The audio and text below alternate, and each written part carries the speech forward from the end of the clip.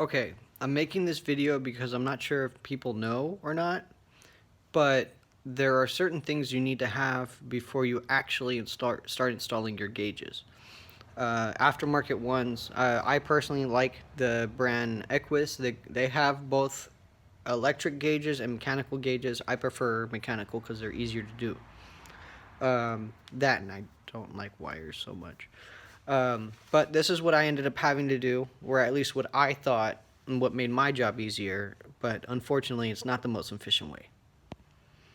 So to install these gauges, what I ended up having to do was I had to buy a set of screwdrivers like this, which ended up being like $12 from O'Reilly's.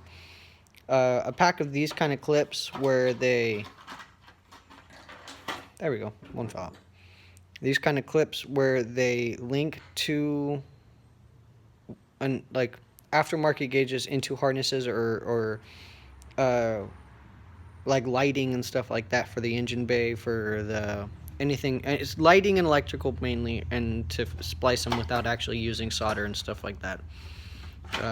These were like $12.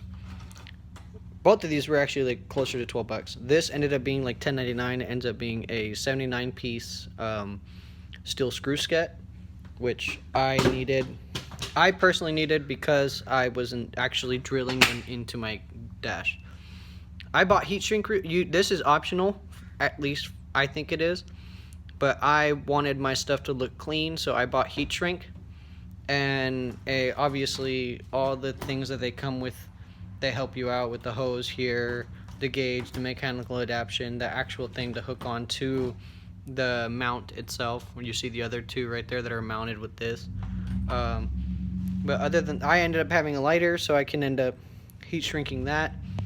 Other than that, to make it easier, at least I think it would be easier, would be getting ramps like these Rhino Rum. All of this was bought at O'Reilly's.